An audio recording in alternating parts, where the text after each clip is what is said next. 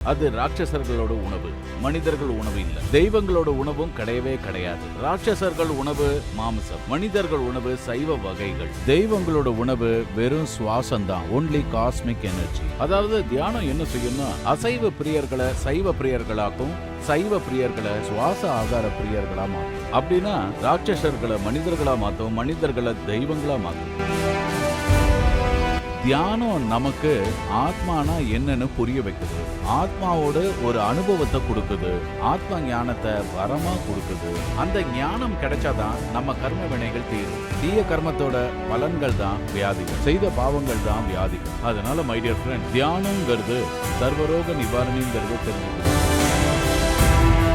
50 வயசானாலும் 60 வயசானாலும் அவங்க 20 வயசு 30 வயசு மாதிரி தான் இருப்பாங்க. முதுமையே அவங்களுக்கு தெரியாது. ஒருவேளை தியானம் செய்யாம போனா 30 வயசுலயே உங்களுக்கு முதுமையும் தெரிய ஆரம்பிச்சிடும். 50 வயசு ஆள் மாதிரியும் 60 வயசு ஆள் மாதிரியும் தெரியும். தியானம்ங்கிறது, தியான சக்திங்கிறது இளமை தோற்றத்தை நமக்கு கொடுக்குது.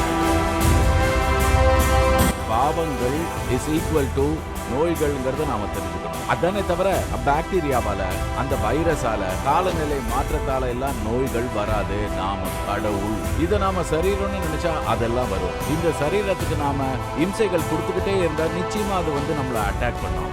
ஏன்னா நம்ம கிட்ட சக்தி இருக்காது. எல்லா மக்களுக்கும், முக்கியமா தமிழ் மக்களுக்கு என்னுடைய வணக்கம். இன்னைக்கு தியானம் அப்படிங்கிற விஷயத்தால கிடைக்கிற லாபங்களை பத்தி விரிவா தெரிஞ்சுக்க போறோம். பிரமிட் ஸ்பிரிச்சுவல் சொசைட்டிஸ் ஆரம்பிக்கப்பட்டது தியானத்தை விரிவுபடுத்துறதுக்காகத்தான். எல்லா திசையிலையும் தியானத்தை எல்லாருக்கும் போதிக்கிறதுக்காகத்தான். தியான சாஸ்திரம் எல்லாருக்கும் போய் சேரணுங்கிறதுக்கு, தியான சாஸ்திரம் மூலமா ஆன்மீக சாஸ்திரத்தை எல்லாருக்கும் தெரியப்படுத்துறதுக்கு. எதுக்காக தியானம் செய்யணும்? தியானம் செய்யலன்னா என்ன நஷ்டம் வரும்? தியானம் செய்யறதுனால என்ன லாபம்? சும்மா கண்ண மூடி உட்கார்ந்து இருந்தா நேரம் வீணாகாதா அப்படின்னு சொல்றவங்க எதுவுமே தெரியாதவங்க. அதெல்லாம் நாம தெரிஞ்சுக்கணும். நாம எப்பவுமே கேள்வி கேட்கணும். ஒவ்வொரு கேள்விக்கும் நாம பதில் தெரிஞ்சுக்கணும். தியானம் எதுக்காக செய்யணும்? செய்யலன்னா என்ன நஷ்டம் வரும்? My dear friends, my dear master and my dear God, தியானம் செய்யாம போனா எல்லாம் நஷ்டம்தான். தியானம் செஞ்சீங்கன்னா எல்லாம் லாபம் தான். மை டியர் ஃப்ரெண்ட், இன்னொரு தடவை உங்க எல்லாருக்கும் என்னுடைய வணக்கத்தை சொல்லிக்கிறேன். தியானம் செய்யாம போனா A to Z எல்லாம் நஷ்டம்தான். தியானம் செஞ்சீங்கன்னா A to Z எல்லாம் லாபம். மறுபடியும் நான் உறுதியா சொல்றேன், உங்க எல்லாருக்கும் என்னுடைய வணக்கங்கள். தியானம் செய்யாம போனா லட்சக்கணக்கில் நஷ்டம். தியானம் செஞ்சீங்கன்னா லட்சம் இல்ல, கோடி கணக்குல லாபம் கிடைக்கும். அத பத்தி நாம விரிவா தெரிஞ்சுக்க போறோம். தியானம்னா மைண்டுங்கிறது சரீரத்தை கண்ட்ரோல் செய்யுது, நல்லா அடக்கி வைக்குது. மைண்டு சரியா இல்லாம போனா, மைண்டுல எனர்ஜி இல்லாம போனா, சக்தி இல்லாம போனா சரீரத்துல சக்தி குறைஞ்சு போகும். முதுமை சீக்கிரம் வந்துடும். அப்போ சாவும் சீக்கிரம் வந்துடும். மை டியர் ஃப்ரெண்ட்ஸ், யாருக்கெல்லாம் மைண்டு ஃப்ரெஷ்ஷா இருக்கோ அவங்களுக்கு 50 வயசானாலும் 60 வயசானாலும் அவங்க 20 வயசு 30 வயசு மாதிரி தான் இருப்பாங்க. முதுமையே அவங்களுக்கு தெரியாது. ஒருவேளை தியானம் செய்யாம போனா 30 வயசுலயே உங்களுக்கு முதுமை தெரிய ஆரம்பிச்சிடும். 50 வயசு ஆள் மாதிரியும் 60 வயசு ஆள் மாதிரியும் தெரிவிங்க. தியானம்ங்கிறது, தியான சக்திங்கிறது இளமை தோற்றத்தை நமக்கு கொடுக்குது. தியானம் செய்யாம போனா நீங்க இளமையான ஆளா இருந்தாலும் கூட முதுமை சீக்கிரமா வந்துடும். ஃப்ரெண்ட், அது மட்டும் இல்ல, சாவுங்கிறது நம்மள தேடி சீக்கிரமா வந்துடும், உடனடியா வந்துடும். இதெல்லாம் தியானம் செய்யலன்னா. தியானம் செய்யறவங்களுக்கு சாவு அவங்களோட கையில தான். நம்மளுடைய ஆயுள் விரிவா அதிகரிக்கும். எத்தனை நாள் வேணுமோ அத்தனை நாள் வாழலாம். அதனால பாருங்க, முதுமை வராது. மரணம், ஜரா அப்படின்னா முதுமை, மரணம்னா இறக்கிறது. இது ரெண்டையும் தியானம் மூலமா நாம கட்டுக்குள்ள வச்சுக்கலாம். தியானம் செய்யாம போனா, தியான பயிற்சி இல்லாம போனா நாம இந்த ஜரா மரணத்துக்கிட்ட சிக்கிப்போம். மை டியர் ஃப்ரெண்ட், தியானம் அப்படிங்கிறது முதுமை வந்ததுக்கு பிறகு மரண தருவாயில செஞ்சீங்கன்னா கண் கேட்ட பிறகு சூரிய நமஸ்காரம் செய்யற மாதிரி இருக்கும். அதனால வயசு இருக்கும்போதே, சின்ன வயசுலயே இப்பவே நாம செஞ்சாகணும். நம்ம வாழ்க்கை முழுக்க, வயசானாலும் வாழ்க்கை முழுக்க புத்துணர்ச்சியும், ஒரு கல்லுல 2 மாங்காய், முதுமையிலையும் இளமையோட இருக்கலாம். எப்பவும் நல்ல உயிரோட்டமா இருக்கலாம்.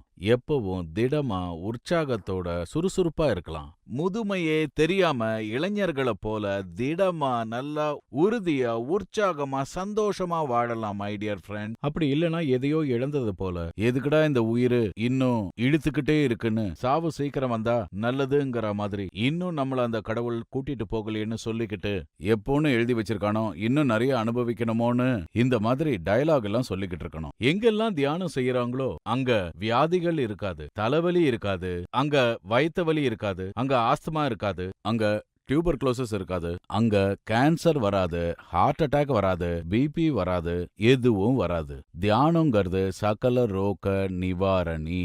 எல்லா வியாதிகளும் எதனால வருது? நம்ம பாவ கர்ம வினைகள் மூலமா நமக்கு வருது. அன்னைக்கு அவனை உதைச்சேன், இன்னைக்கு எனக்கு தலைவலி வந்துருச்சு. அன்னைக்கு அவனை வயித்துல குத்துனேன், இன்னைக்கு எனக்கு தாங்க முடியாத வயித்து வலி வந்துருச்சு. போன ஜென்மத்துல அவனை கொன்னேன், அதாவது கத்தியால அவன் கழுத்தை அறுத்தேன். இந்த ஜென்மத்துல இதோ என் கழுத்து இப்படி ஆயிடுச்சு. இந்த வியாதிகள்லாம் குணமாகணும்னா ஆன்மீக ஞானம் வரணும். இது சரீரம் இல்ல, ஆத்மான்னு தெரிஞ்சுக்கணும்.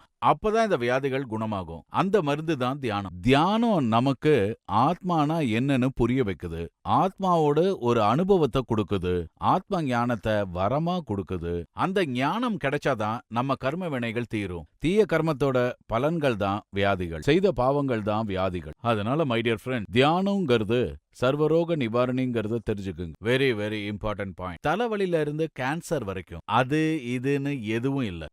Don't go to doctors, don't take medicine. எந்த வைத்தியர்கிட்டயும் நீ போக வேண்டி வராது, எந்த மருந்தும் உனக்கு தேவைப்படாது. தியானம் மட்டும்தான். தியானம் மூலமா தியான சக்தியை நாம அடையலாம். அந்த தியான சக்தி, அந்த காஸ்மிக் எனர்ஜி தான் வியாதிகளுக்கு மருந்து. இந்த காஸ்மிக் எனர்ஜியை இன்னொருத்தரால நமக்கு கொடுக்க முடியாது. என் தாயால முடியாது, என் தந்தையால முடியாது, என் குருவால முடியாது, ஏன் யாராலையும் முடியாது. என்னுடைய காஸ்மிக் எனர்ஜியை நானே என் தியானம் மூலமா அடையணும். அதனால என் வியாதி எல்லாம் மாயமா மறைஞ்சு போயிடும். தியானம் செய்தா மட்டும்தான் வியாதிகள் நிரந்தரமா குணமாகும். இல்லனா ஏதோ மருந்து எடுத்துக்கிட்டோம், தலைவலி அப்போதைக்கு சரியா போயிடுச்சு, கேன்சர் அப்போதைக்கு சரியாயிடுச்சு, மறுபடியும் வந்துருச்சுன்னு இருக்கும். அது ஒரு மாயை தான், ஒரு உணர்வு தானே தவிர அது நிரந்தரமா வேரோட அழியாது.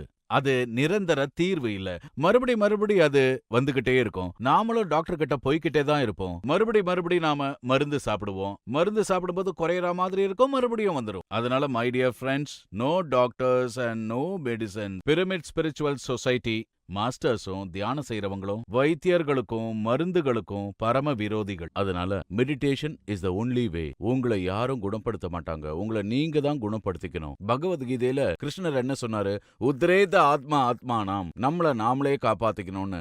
இதுல டாக்டர் எப்படி உங்களை காப்பாத்துவாரு, டாக்டர் என்ன காப்பாத்துவாரு அப்படின்னு நினைக்கிறது பகவத்கீதைக்கு எதிரானது, புத்தருக்கு எதிரானது, ஜீசஸ் கிரைஸ்டுக்கு எதிரானது, எல்லாத்துக்கும் எதிரானது. சோ முதல்ல நாம எதை பத்தி தெரிஞ்சுக்கணும்னா தியானம் இளமையா வச்சுக்கும். முதுமையிலும் கூட இளம் வயசுல இருக்கிறவங்களுக்கு முதுமை வராம பாதுகாக்கும். நம்ம ஆயுள எவ்வளவு வேணுமோ அவ்வளவு பெருக்கும், நிச்சயமா பெருக்கும். மை டியர் ஃப்ரெண்ட், இப்போ தியானம் சர்வ ரோக நிவாரணிங்கிறத நாம தெரிஞ்சுக்கிட்டோம். வியாதிகளை பத்தி இன்னும் கொஞ்சம் தெரிஞ்சுக்கலாம். பூர்வ ஜென்ம பாவங்கள் அனைத்தும் வியாதிகள் ரூபத்தில் வரும்.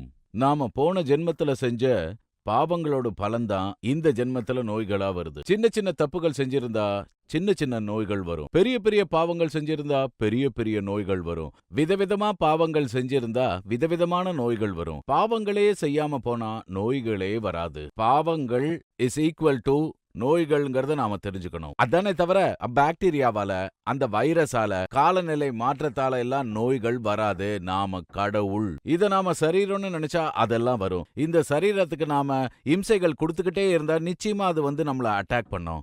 ஏன்னா நம்ம கிட்ட சக்தி இருக்காது. அதனால இது வரைக்கும் நாம தெரிஞ்சுக்கிட்ட சயின்ஸ் வேற, ஆன்மீக சாஸ்திரம் வேற. இப்ப வரைக்கும் நாம பார்த்த இந்த பாக்டீரியாவோ இல்ல வைரஸோ இல்ல இந்த வைத்திய சாஸ்திரம் இருக்கு, இதெல்லாம் ரொம்ப அல்பமானதுதான். இது கடுகளவு தான். அதனால இந்த கடுகளவுக்கு ஆன்மீக சாஸ்திரத்துல இடம் இல்லைன்னு தான் சொல்லணும். கர்மங்கள் சரியா இருக்கணும். பாவங்கள் செஞ்சா கெட்ட பலன் வரும், நல்லது செஞ்சா நல்ல பலன்கள் வரும். அதனால இப்ப நாம கெடுதல் செய்யறதுல இருந்து இந்த தியானம் நம்மள மாத்தி உண்மையிலேயே நன்மைகள் செய்ய தூண்டும். அதுல சந்தேகம் வேண்டாம் மை டியர் ஃப்ரெண்ட். கெட்ட கர்மம் இம்சை மார்க்கம். முக்கியமா கோழி, மீன், ஆடு இதெல்லாம் சாப்பிடுவோம்ல, அது ரொம்ப மோசமான பாவச் செயல். மனிதன் ராட்சசனா மாறி செய்யற காரியங்களை எவர் ஒருவர் தியானத்திற்கு வருகிறாரோ அவருக்குள்ள தாமாகவே இம்சை குணம் போய் அஹிம்சை குணம் வரும்.